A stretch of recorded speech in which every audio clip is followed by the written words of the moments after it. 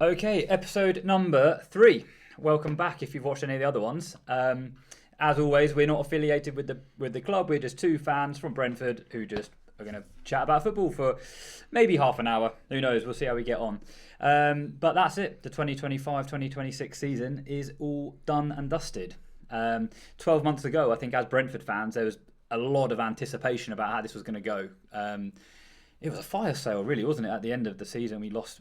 Obviously, Thomas Frank going was the big one. Yep.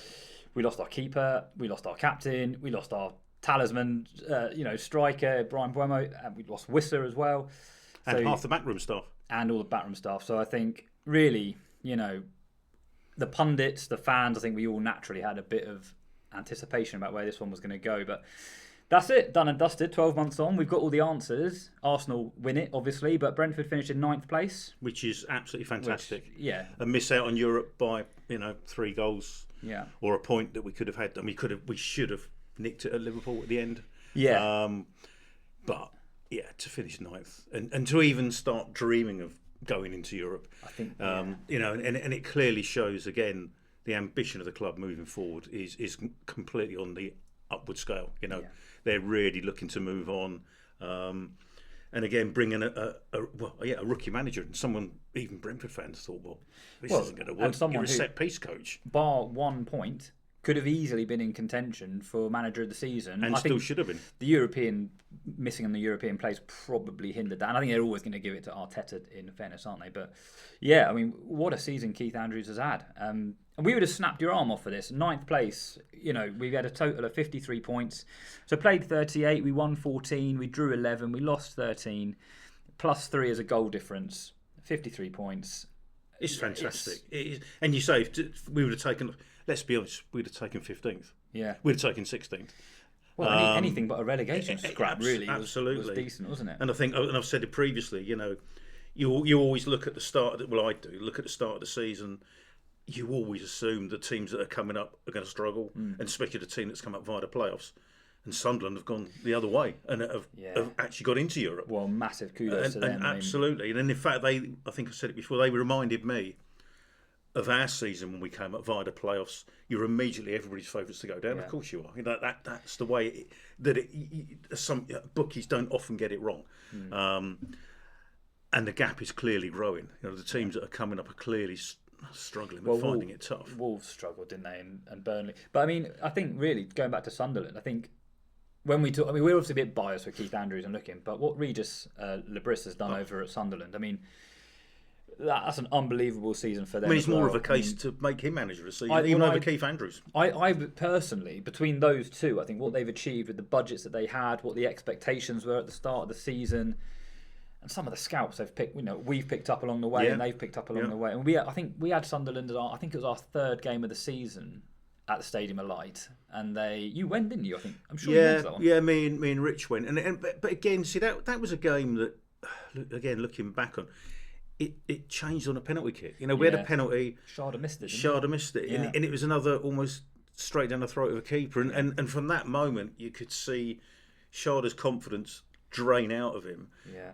And that obviously has an effect on the players. But again, it was a 96th minute loss, and it was just another one of those let a goal in a 96th minute. Yeah. And if he'd have scored that penalty, I mean, who knows? But I don't think we would have lost that game. We might have drawn, but we wouldn't have lost it. Yeah. And that point would have been hindsight's a wonderful thing. Of course, hindsight's the greatest gift we've all got. But ultimately, you deal in facts, and the fact is we finished 9th. Yeah. Which is just remarkable. Yeah, and we've set a great stall out for going into the 26-27 season now. So, obviously just missed out on Europe. Maybe next season have another push for it. Well, why not? And really go for a cup run. I know we did okay in the League Cup. The FA Cup was a bit of a damn squib. But, we're getting to the point now where we've got to start whatever the next level is to move on, and I always think let's really target a good cup run. Let's really try, because you get in Europe, win a cup, you get in Europe. Well, we briefly mentioned Crystal Palace last season, and club, Brentford and Palace probably have been fairly similar over the last few seasons, but I am immensely jealous of what they have picked up over the last few seasons. I mean, their fans must be absolutely loving this last 2 seasons. I mean, incredible. And they went off to that the European Conference, Cup won that thing, and picked up another trophies. So, and let's face it, we saw them. I know we're moving on, but we saw them only a couple of weeks ago, and I thought they looked a good side. They did. I mean, Adam Wharton I rated him when he was at Blackburn. I've always thought he's a good player. He actually ran the show at our place, I thought, and he scored a goal at our place. It went under Keller, but that's by the by. But as a player, he really is a very exciting prospect for the future. Yeah, and we got, obviously that was the penultimate game. Brentford 2, Palace 2, last game at the G-Tech, and I think we were lucky to come. We were hanging on a bit there. I thought we were. I'm not sure that did them any favours, and it didn't flatter them that too all. I think, but it is what it is. But going back to what you just touch on Palace, it's going back to what you said, to win 3 trophies in just over a year is incredible. Yeah. Okay, they kept Mateta, which was pure luck because he was off to one of the Milans, wasn't he? Till they found he had a dodgy knee, and they've obviously kept him. And he's even got into the French World Cup squad, I believe. Deserved as well. Absolutely deserved. And they've sold, and again they sold their best 2 players, and their manager was going, and he's leaving. I find that a bizarre one that he's leaving. I still can't get my head around it. Something has clearly kicked off behind the scenes. Because you would have thought you've just won 3. Now you're going to push on. Surely you can go to the board and say, right, I need another 20, 30, 40 million, whatever, to buy these players. But he's going. And if I was a Palace fan, I'd really be scratching my head. In a way, it's almost how we felt when Thomas Frank left, I'd imagine. Yeah, well, definitely. I mean, even after losing 2 of their key players, they've still gone and lifted another trophy without them. So and had a good season in the Premier League as well. So they've done. Because where did they finish? I'm not sure where they finished, but they would have been one of those teams you would have thought would live with Europe as a distraction. They're going to struggle as Forest did. Forest did struggle. Okay, didn't go down, but did struggle. And I thought Palace would be in the same boat. Playing that Sunday, Thursday, Sunday, travelling to wherever, Kazakhstan, all over Europe. Yeah. But no, they've done fantastically well. They really have. I think from the whole, looking at their fans and what they've achieved, I think there's definitely an element of jealousy from my part. I think I'd just love to. You just love that, wouldn't you, as a fan? Because when you're in the Premier League as well, like it gets so boring when the top teams are just picking up every trophy year after. I mean, the FA Cup final was. It's hard to get excited by it. You want to see the teams who are the underdogs being in there, giving it a proper go. I mean, it's so much. Which is better. why if it would have been good if Southampton had got to the cup final, but mind you, they'd probably been spying on someone who got kicked out of that anyway. So, But it does. It feels to me that it is slightly changing. I mean, the big clubs are always going to be the big clubs, although Tottenham have proved that. But it's great to see Sunderland, Palace, obviously Brentford, Brighton, Fulham, dare I say it, Bournemouth. Suddenly these clubs, Bournemouth's managers, it looks like he's going to Liverpool. It's incredible. He's gone to Liverpool. Iriola's gone. That's incredible. Yeah. You've gone from Bournemouth to Liverpool. That is incredible. He's a good manager. They're another fantastically well-run club. Yeah. And again, it just shows, because someone was saying to me about Bournemouth, well, how can they survive in the Premier League with crowds of 11,000? Well, clearly they can. Yeah. If you run, and I've said this, if you run correctly, it'll work. If you chuck billions of pounds at it, it doesn't necessarily work. Yeah, as has been proven again. Look over at Chelsea, just across the water. 5 miles from Brentford. Yeah, over the water from. They might as well be 500 miles away. When you look, the contrast the way the clubs are run, and obviously you've got a lot of friends who are Chelsea season ticket holders, and they're beside themselves. This Blue Sky or Blue Co, whoever owned them, are making a complete dog's dinner of it. Have clearly got, so it appears, very little interest in football. It's all business. Well, they've got the new man coming in, haven't they? So I guess that might. But Alonso change things. Yeah, but we'll see what he can do, I guess. But and then we move on to the final game of the season, up at Liverpool, which ended up Salah's being last game. Salah's last game, Robertson's, and it ended up being Arne Slot's last game as well. So exactly. We didn't know at the time, but another draw, which is kind of like, we would have taken that though. Well, I think I said last pod, I didn't see us getting anything up there because we never do. I predicted a loss. Yeah, I think we probably both did, to be fair. But again, it was because they've had such a bad season. It's one of those games where suddenly, Salah hit the post with a free kick that could have gone anywhere. Hit the post, come out. Even at 1-0, obviously just watching it on the telly, you just got the sense that the crowd are getting a bit edgy because they need the second goal, and the longer it comes without that second goal coming, as soon as Sharda scored, you could almost hear it's like a balloon being popped and the atmosphere's gone. Well, and we could have nicked it. Tara could have scored right at the end. It was a different feeling to the Palace game, because the Palace game I felt we were kind of hanging on a little bit. Whereas the Liverpool game, I think that was there for the taking. They could have gone 2 or 3 up. They had the chance. The first they half didn't was, take. And again, it's like, I think, look back at the Man United game, the Man City game, where we're going down, but we're growing in confidence. And what we're doing, which I love, we're sticking with our formula. We're sticking with the pressing game. We're not just, because the minute you start defending, you're just leaving yourselves wide open. So keep attack. The best form of defence is attack. Just keep pushing forward. Keep your shape. Because we were closing Liverpool down very quickly. I did notice that our energy levels were right up there. And we thoroughly deserved to come away with a draw. Again, another fantastic result. Yeah, absolutely. And I think it really, like you said earlier on, we've put ourselves now. I can't imagine many people are going to be thinking we're going to relegation scrap next season. We've got a great foundation, a great spine of the team. And we just move into the next season now, 26-27. We were mentioned earlier on, so obviously we've seen all of the sort of player awards and the kind of end of season awards and everything. And I think rightly so, the player of the season, it ended up being Igor Thiago. Yeah. And I think it's hard to argue it against that. I mean, he scored 22 goals.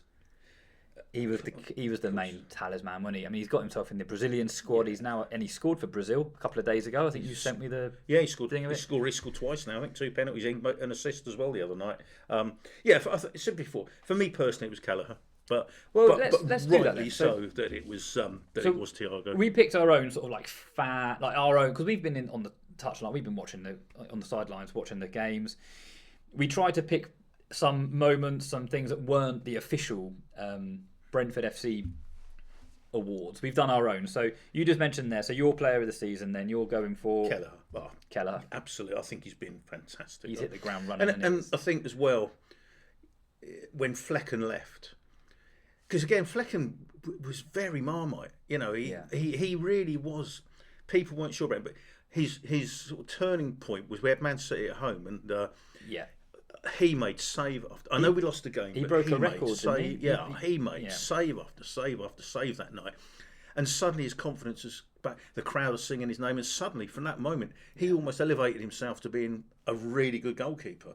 Because again, I think goalkeepers is confidence, isn't it? If you're coming up and flapping for balls, and your defenders are giving you grief all the time, it's a very lonely position to be. Because. As I said before, there's no one behind you. You let the ball through your legs, that's it. It's gone. Well, but I think I said to you before, I'd seen Kelleher a lot for Liverpool. They always played him in cup games. Yeah. And whenever I'd seen him, I thought, you look a good keeper. You just seem solid. His penalty saving is unbelievable. Yeah. He's got shakes in him, of course he have. But for me personally, yes, he was my player. But no, fair enough.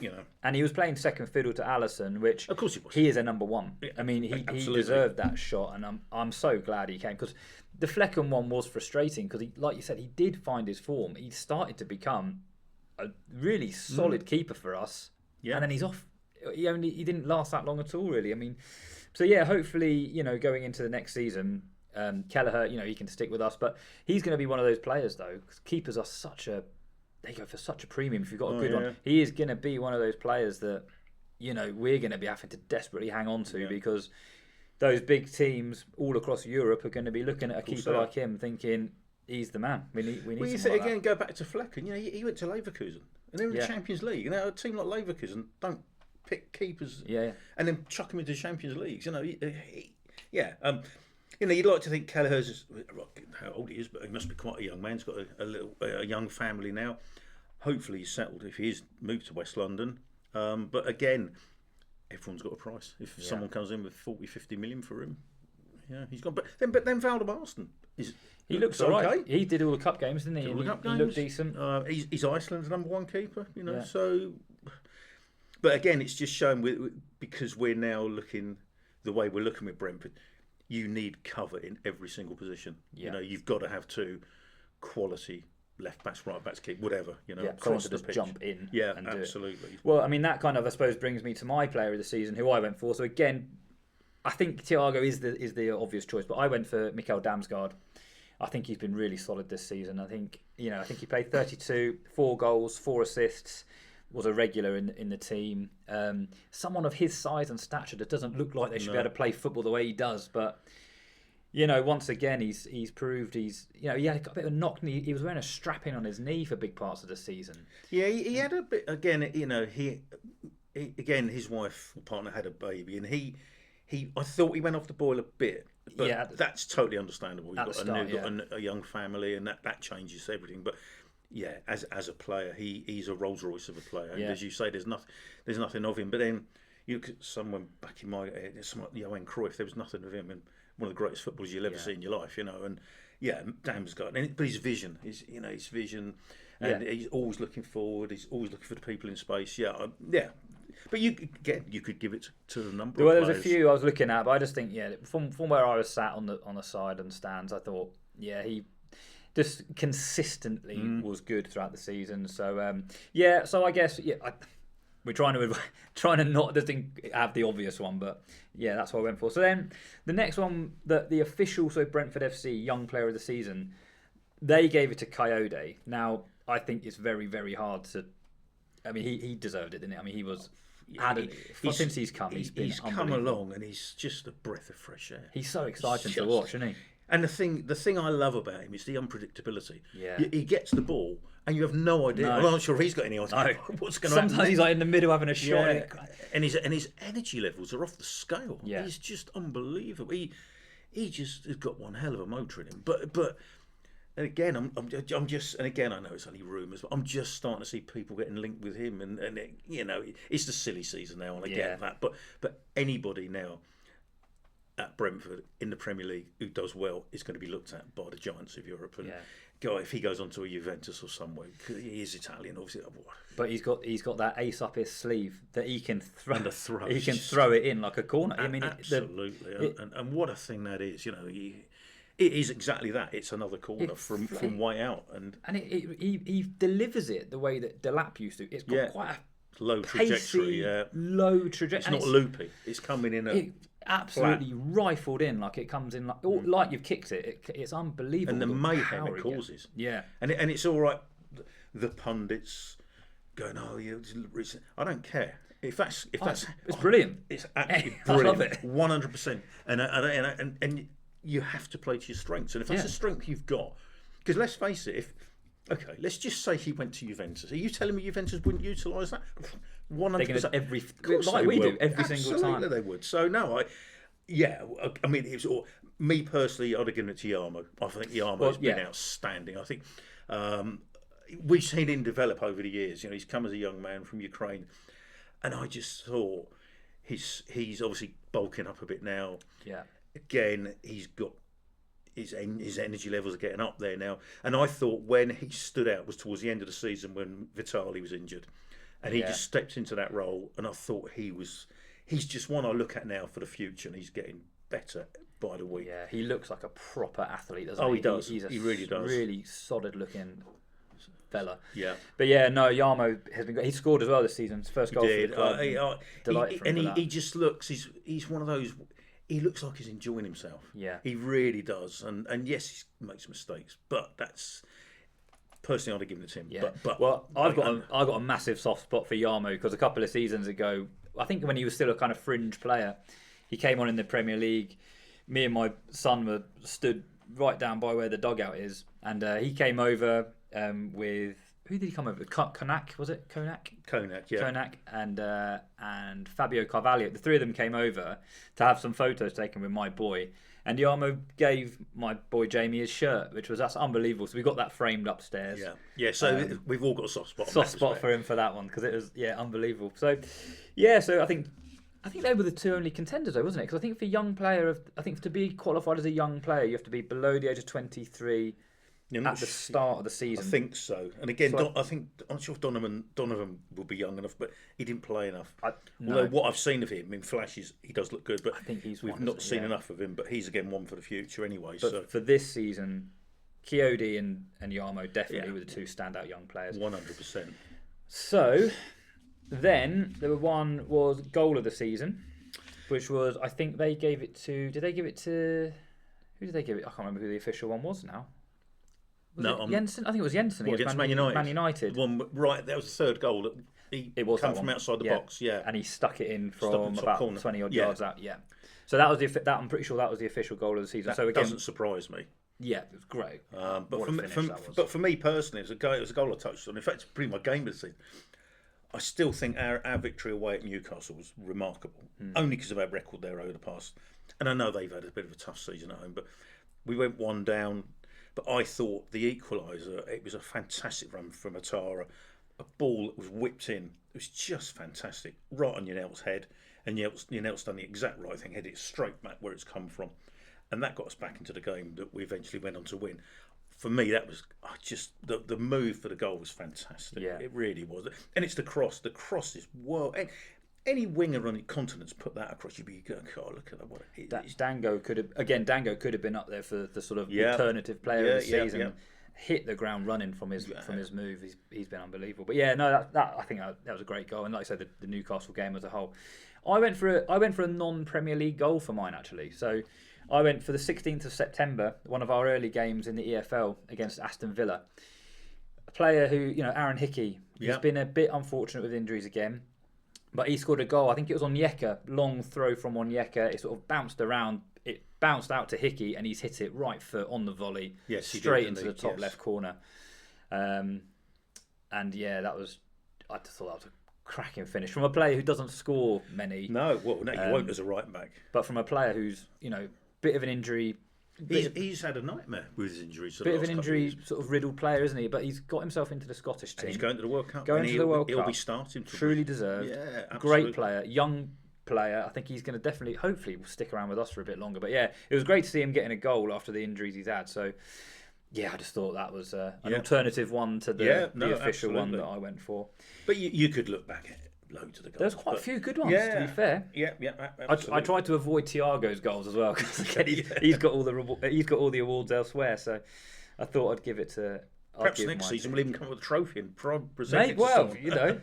We should probably remember who we're choosing it. We should do, yes. Game of the season. So you going for the Newcastle? Well, in fact, there are so many you could pick, but yeah, for me Newcastle. But I would also mention Villa away as well, where Sharda got sent off for what was just ridiculous. I mean, it wasn't even a foul, was it? It was nothing.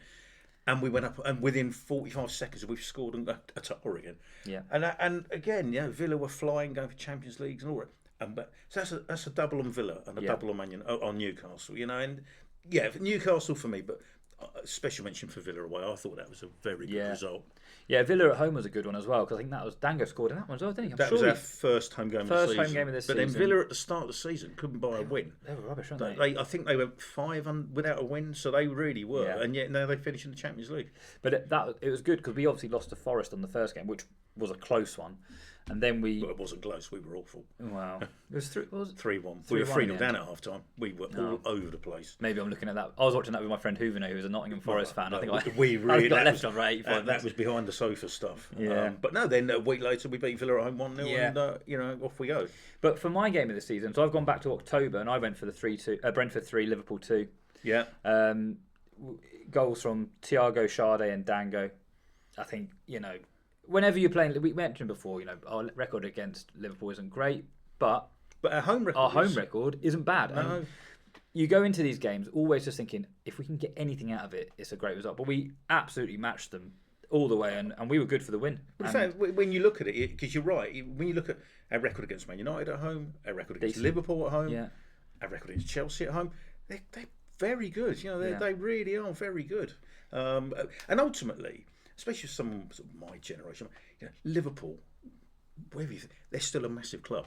Oh yeah, and they're the champion. They're the reigning champions. Absolutely, they come to the GTEC and we turn them over 3-2. But even that was a false, because it was only their second goal. So I think it's Collins go the ball away and Salah's knocked it in. Yeah, because that was a bit of an unfair result, a bit of an unfair reflection, because it wasn't a 3-2 game. We were out of sight in that game. Salah wasn't really in it that much. No, all he did was score. He just popped up and smashed it in, and that was kind of it really. But yeah, I agree. I think that a 3-1 would have probably been a fairer reflection on that one. But it was 3-2 and it's 3 points. And but October evening down at the G-Tech, it was a good game, and I thoroughly enjoyed that one a lot. So so you meant Villa. I've gone for that. Well, game. That's for away games. If I was to pick a home game, it's got to be the Arsenal game.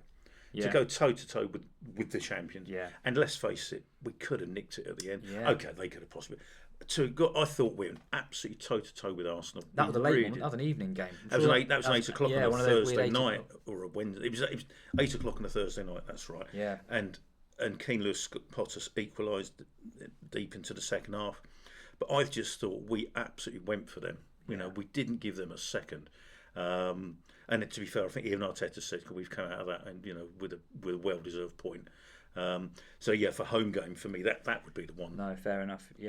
Yeah, no, and like you say, when you get the big boys coming down, it's just you just sort of, if you can get anything out of the game. But when you have a exciting game like that Liverpool one, the Arsenal one was, the Man United one was with that goal at the end. It's so good, isn't it? And the Chelsea game where we equalised right at the end. Yeah, and it's just so good. It's just so nice to see us competing at that level. And then the final award, I mean, it was, I guess, one thing I just sort of asked was, what was your best moment of the season? So there's only one. What have you? Just to Silva. That's exactly what I've gone for as well.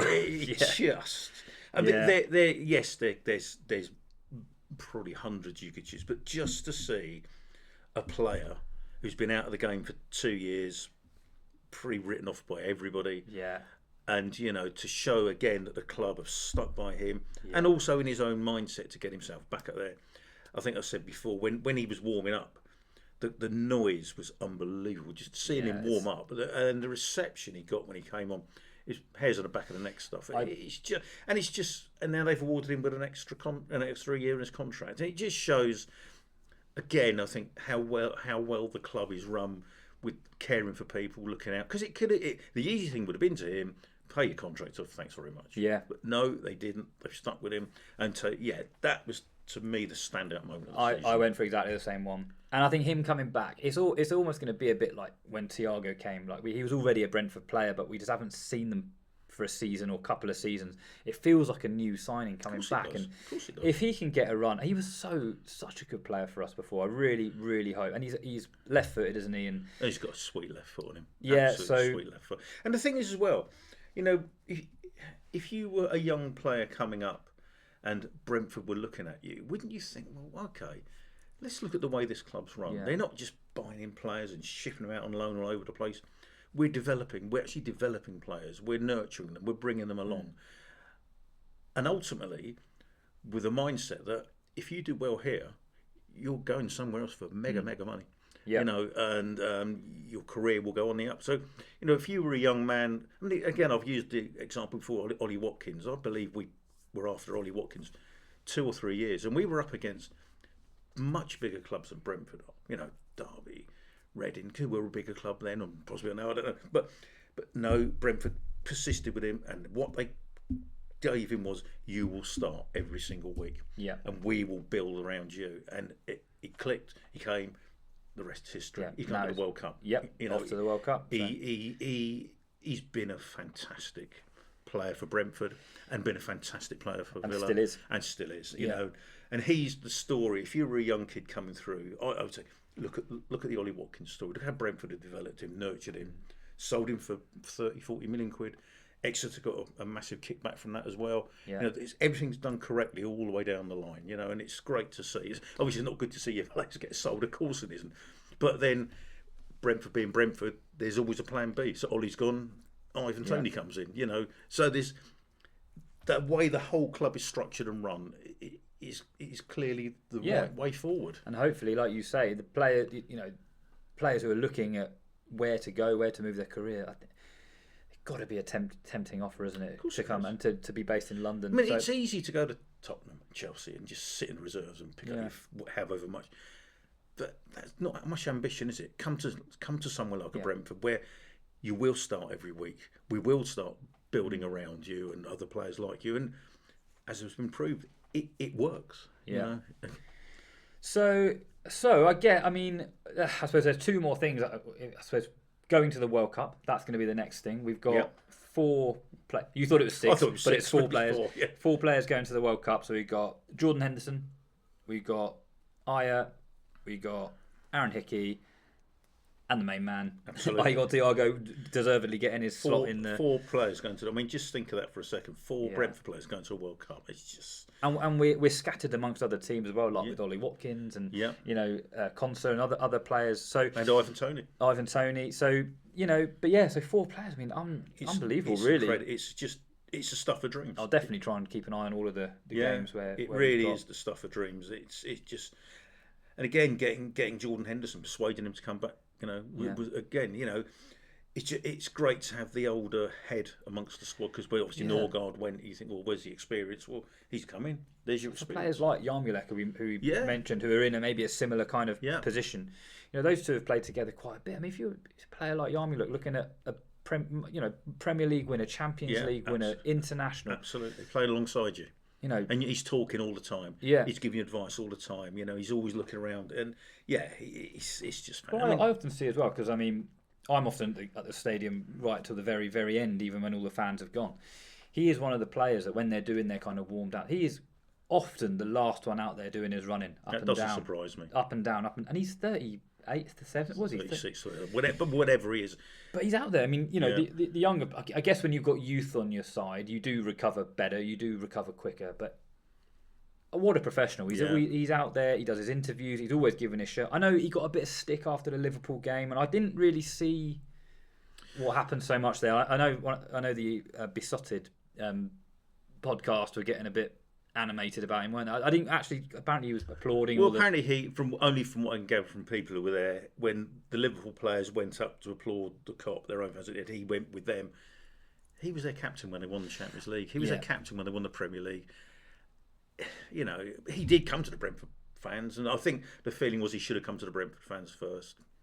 Okay, he didn't, but it was an emotional day because of Mo Salah leaving. I think because of what happened to Diogo Jota, because of Andy Robertson leaving. Yeah, I'm not going to. I wouldn't judge. I'm going to judge him on what I've seen for the whole season, rather than just that one moment. So I think he's been.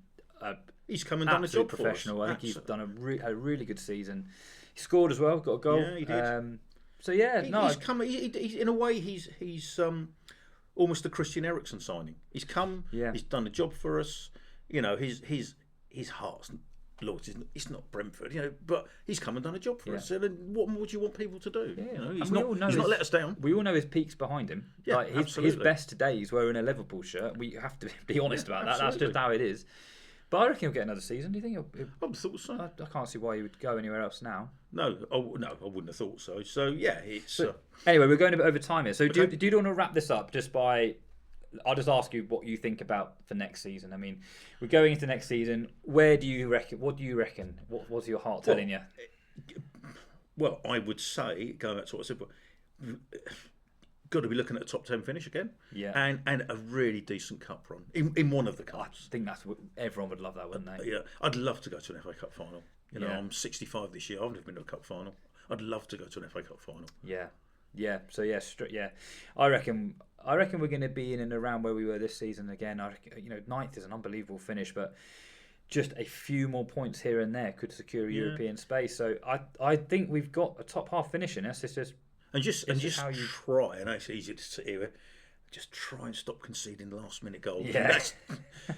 That's the thing that's almost done us in a way. The 96-minute goals, anyway. But listen, what a season! Fantastic. Yeah, we'll leave it there because otherwise we're going to try and keep these to 30 minutes. But maybe we'll meet up for the World Cup games, or definitely. If not, we'll meet up at the start of the next season. Thank you very much. All right. Good. Thank you.